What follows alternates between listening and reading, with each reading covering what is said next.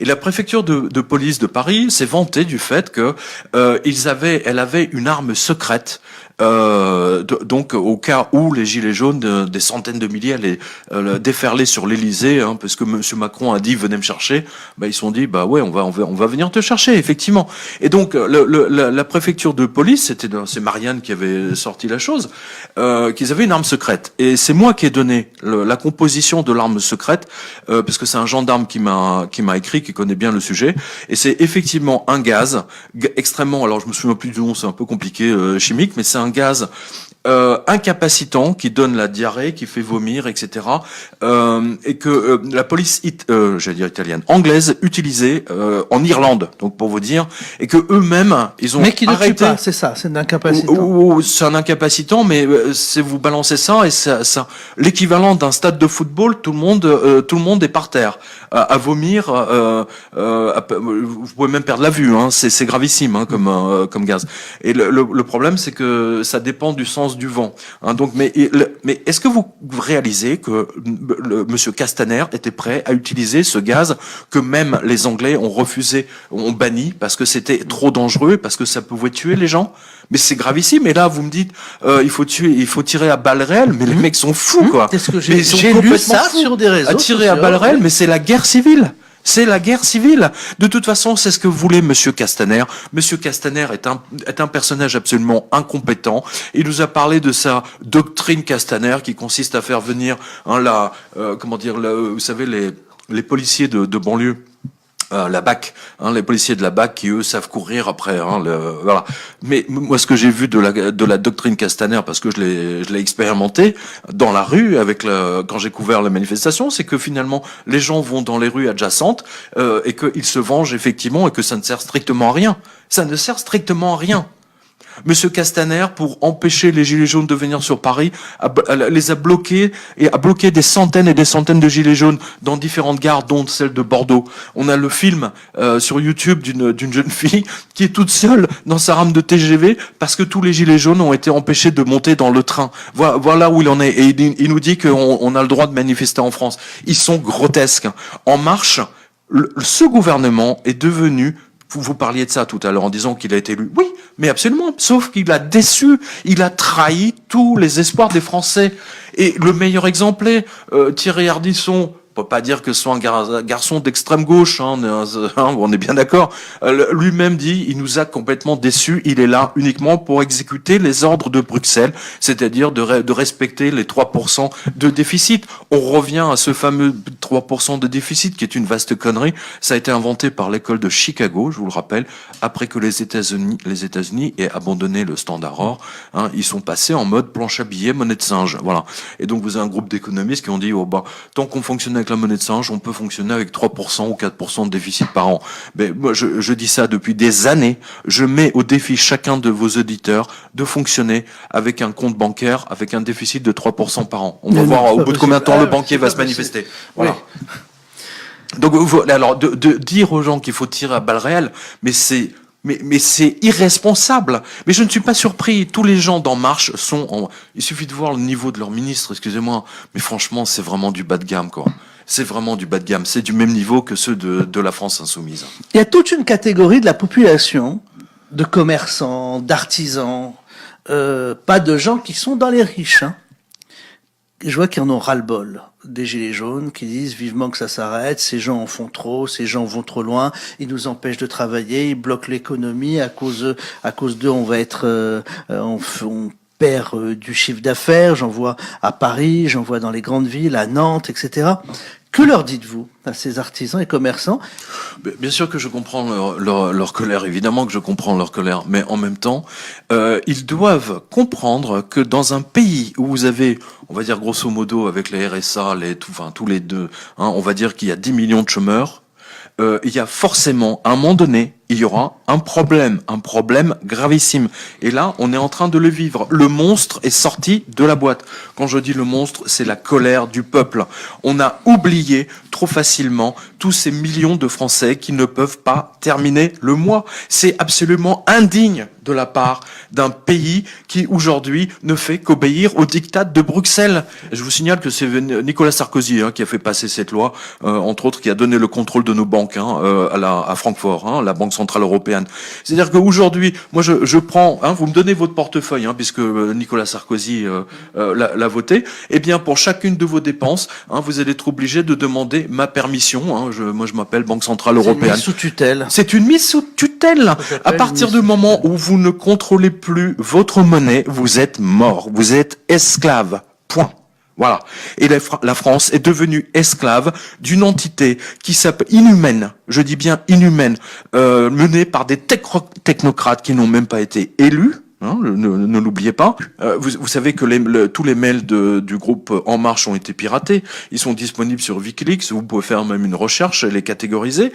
Et on a retrouvé justement des mails dans lesquels ils ont déjà prévu, avant même l'élection, dans les mails, on voit bien qu'ils avaient prévu de récupérer tout l'argent qu'ils n'ont pas sur l'ISF sur l'ensemble des Français. Et là, c'est un impôt qui touche effectivement surtout les plus pauvres. C'est-à-dire que vous avez des Français surtout, n'oubliez pas, ce sont les Françaises qui sont montées au créneau là sur le coup, parce qu'elles devaient choisir entre aller chercher les enfants à l'école ou faire à manger, enfin du moins faire les courses. Mais c'est absolument dramatique. On est dans une situation qui n'est plus possible. Jamais on a payé autant d'impôts et jamais on a eu aussi peu de services publics. Le budget de la France était à l'équilibre jusqu'en 74-75, si vous regardez. La première fois où on a commencé, et justement, c'est les effets pervers de la loi du 3 janvier, on a commencé, rappelez-vous, c'était Raymond Barre, économiste, etc., qui devait relever. À l'époque, le déficit de la France était ridicule par rapport à ce qu'on a aujourd'hui. Mais vous savez, ces déficits sont dans tous les pays sont endettés. Nous, on est arrivé à 100%. C'est pour ça que M. Macron est dans une situation absolument impossible aujourd'hui. Il est entre l'enclume et le marteau, plus le deuxième marteau, celui de la Banque Centrale Européenne. Il est coincé par 100% de dette. D'un côté, il a promis 10 milliards de dépenses supplémentaires. Déjà, les Allemands, je vous signale que la Banque Centrale Européenne et le ministre des Finances allemand a dit nous on n'est pas d'accord parce c'est nous qui décidons du budget de la France, je le rappelle. Donc vous voyez que ce sont les Allemands qui décident à notre place. Et donc je pense qu'il y a 7 chances sur 10 que toutes les promesses de Monsieur Macron soient retoquées par les instances européennes. J'invite vos auditeurs à aller sur Quotidien. Vous avez le lien du journal allemand dans lequel je crois que c'est le Handelsblatt dans lequel il a donné l'interview mi-décembre. Voilà. Donc il y a un vrai problème. Peu importe vous savez, n'oubliez pas, ce sont des énarques qui nous pilotent depuis 1900, depuis l'ère Giscard en fait. C'est Giscard qui a fait passer la loi du 3 janvier. Ce n'est ni Pompidou, ni Rothschild, ni quoi que ce soit. C'est Monsieur Giscard, ministre des Finances, et il n'a fait que mettre le clou final de tout un travail de sape qui a été fait par les banques et par des inspecteurs des finances français. Je le rappelle, la France n'est pas mieux trahie que par les Français eux-mêmes. C'est le cas. Voilà. Et c'est à partir de là que notre budget a commencé à déraper. La France est un pays extraordinairement riche. Regardez ce que ça fait. On n'a plus d'industrie. On n'a plus d'industrie nulle part. Les Italiens sont à 130% d'endettement. Il y a une banque qui a fait faillite là au 31 décembre, c'est la banque Carige, la banque Carige italienne. Et ça, c'est la volonté de la Banque Centrale Européenne parce que les Italiens ont mal voté. Donc il y a à peu près 10 milliards de dépôts. Que va faire Monsieur Salvini? Est-ce qu'il va prendre 10 milliards Non, Il a dit qu'il ne sauverait pas les banquiers. Va-t-il sacrifier les déposants? Ça va être très intéressant à observer. Mais vous voyez que c'est la Banque Centrale Européenne qui mène la danse. Aujourd'hui, c'est c'est uniquement la Banque Centrale Européenne qui mène la danse. Les gilets jaunes peuvent hurler autant qu'ils veulent en disant le RIC, etc. C'est du pipeau. Ils savent même pas qu'en fait, ils seront les victimes d'une politique bancaire, monétaire, voulue pour détruire les États-nations. C'est pas moi qui le dis, c'est le mentor, professeur à Yale du président Clinton à l'époque, qui l'avait déjà décrit dans son livre. Vous voyez, en ce moment, on est proche d'une guerre civile qui est très nette et qui a commencé ce samedi. Je peux vous assurer que de voir des gilets jaunes s'attaquer je reviens là-dessus, à une caserne de gendarmerie, faut quand même oser. Faut quand même oser le faire. À un ministère. Caserne de gendarmerie, ministère, préfecture, c'est dans toutes les villes de France. Il n'y avait pas que le ministère avenue de Grenelle. Il y a cette caserne de gendarmerie à Caen.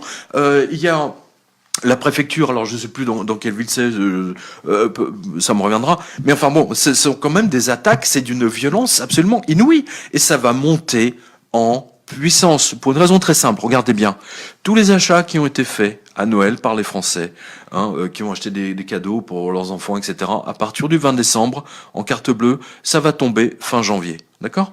Et fin janvier, vous avez également toutes les hausses qu'on va payer, toutes les augmentations diverses et variées.